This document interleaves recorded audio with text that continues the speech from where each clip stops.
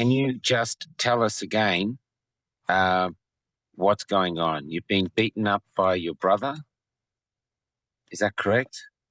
Yeah, my mother and my brother on the 18th, and now I'm in DV crisis accommodation, but they're kicking me out tomorrow at 10 a.m. At 10 a.m. and you've got nowhere else to go? No, they pretty much told me that yeah, I'd have to pay for my own motel or find my own accommodation. Oh my God. So you do, so you have to pay for your own accommodation. Now, I'm just going back to those who don't know, because I've got the interview we can put up. But you used to be a nurse and you've been vax injured. Is that correct? Yeah, I was a nurse for 11 years. Yeah. And you've been vax injured by the, and you've just been going down ever since from that vax injury. Yeah, Pfizer vaccine. Yeah. The Pfizer vaccine. And what things have you been suffering from the vaccine? Just before we get to that, just so people can get an idea. It's mostly cardiac related, but there's neurological issues as well. Yeah, and you can't actually. You're not able, because you don't have much energy, do you? Because it's been making you fatigued and everything like that. Is that correct? Yeah, I'm pretty much bedbound except for getting up to go to the bathroom and everything. But at the moment, after the assault, I'm pretty much stuck in bed, alone in this room. So now you're in a DV crisis center. You said there's blood on the floor and stuff like this, or something. There's blood on the bed sheets, and like every time I walk on the floor, my feet end up black, and the walls are all yellow with some type of substance on them. Like, it's absolutely filthy, which I'm still grateful that they've housed me somewhere that's away from them, but I'm only 5 minutes down the road from my abusers at the moment. So there's okay. So And I apologize. I can't help that's the okay. emotions because the no That's okay. sleeping and the no eating for 12 days is So you really haven't. started. So just saying you haven't been eating.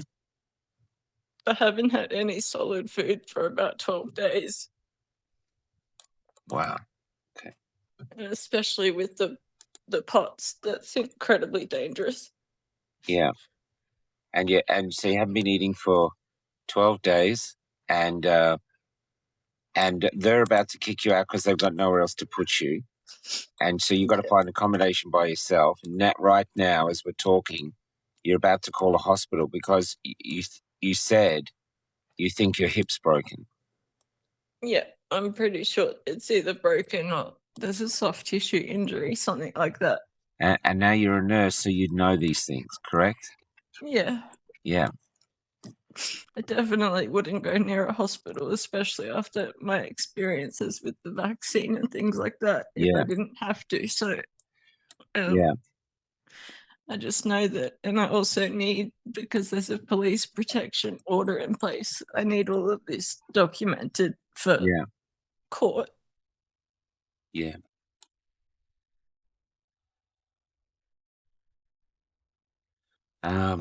Wow. Okay, so I'm going to put this out to the community. What area are you in? You don't have to tell us your address, just what area. You're in the Gold Coast?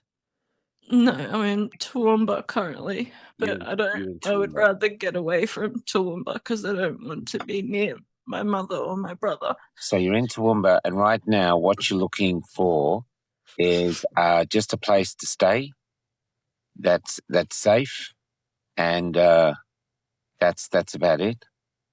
Yeah, a place to stay. And obviously I survive off disability, and after I pay all my bills and everything like that, I'm not left with a lot of money. So if I could afford accommodation myself, that is obviously what I would prefer to do, but I know that's not an option right now. Yeah. Okay. Well, I'm not going to stop you from calling an ambulance. So you're calling an ambulance because you're struggling to walk. You're in DV accommodation. They're about to kick you out, and you need real help. I'm Yeah. going to put this together with the photos tonight and put it up as soon as I can and find the other image I have of you.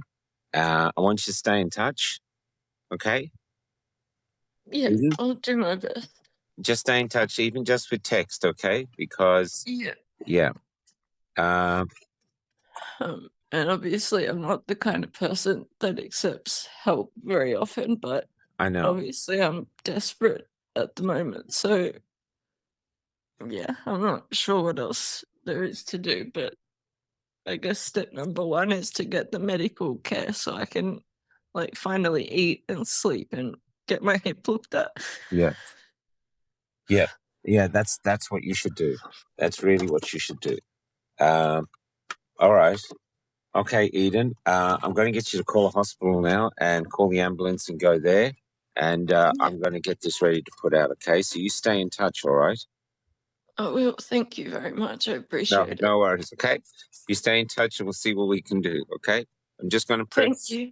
It's okay. I'm going to stop recording now. Okay, and we'll That be in was the touch. first jab, so I guess I was lucky I just couldn't feel my heart beating then. It was doing it kind of all internally, but yeah, now I definitely feel it. How long did that last? What, sorry, Your heart, your reaction to the first vaccine, racing heart and weakness. How long did that last? Had it well, gone by the time you were due for your second?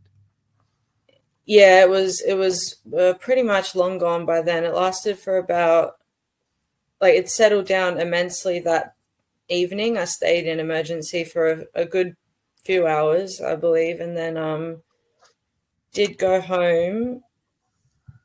Then yeah, I felt off for a few days after, but I guess by the end of a week, maybe a week and a half, like I don't remember exactly because it's so long ago now, and the brain fog and everything kind of Yeah. affects my memory a little bit. But yeah, didn't last for too long unless I just couldn't feel what was going on with my heart at the time. But Mm. it was definitely worse after the second one. That's when So everything the went to second one, I take it for granted you were not looking forward to the second one.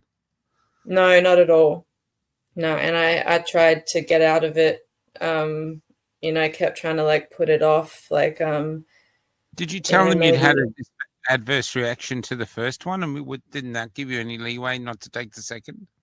Yeah, well, they saw it as well because I was on shift, and then they kind of told me, like, I understand where your fears are coming from having another one because of what happened with the first one, but I kept getting that whole narrative of like it's normal. You're meant to feel lethargic after you have, like, even the flu shot or something like that. And I thought, no, this wasn't just like fatigue. This was like, yeah, something in my whole body just felt off. Like I couldn't keep Yeah. myself off the floor if I wanted to. So yeah, Yeah.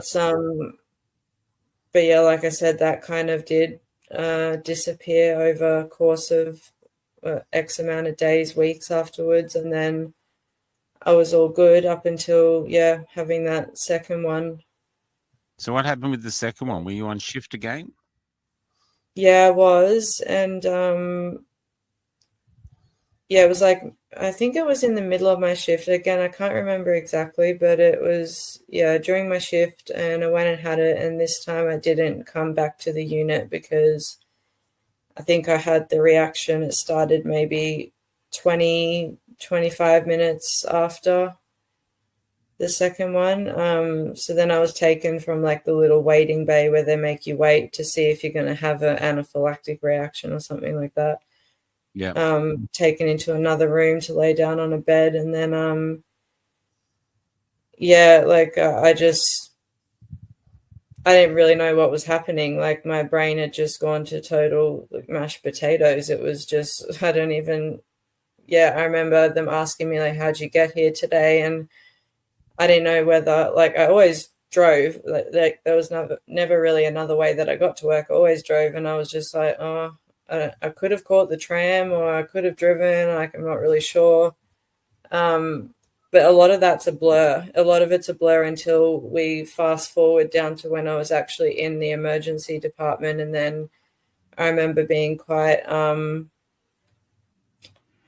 what do you call it, aggressive toward the staff, like really. And that's not really how you want to behave in your workplace. So I don't really know where that came from. I just couldn't think straight, couldn't. So it was out of character for you? Yeah, very out of character. It wasn't, like, obviously we can all get angry over something, but this was like full on aggression, like to the point where they like alerted security to stand kind of around my bed. Oh, And my Lord. yeah, You think very maybe you're a bit mortifying. pissed off because you knew something was going to happen and now here you were? Yeah, I was a bit annoyed because I think I remember saying that to them too. Like, I told you guys I didn't want to have it. The length of the shift was too long, so I had to try and cut those back down as short as I can. So I got them down to 6 hours, and I think I was just doing 2 days a week. And then, like, just slowly I've become someone who's just bedbound, and not like the only time I get out of bed is to go to medical appointments. So you spend your And life in bed? yeah, every single day, unless I've got a medical appointment that can't be done via telehealth. I'm in this exact area I'm in right now with my pillows and my. It's just, yeah, it's no life to live. It's really not.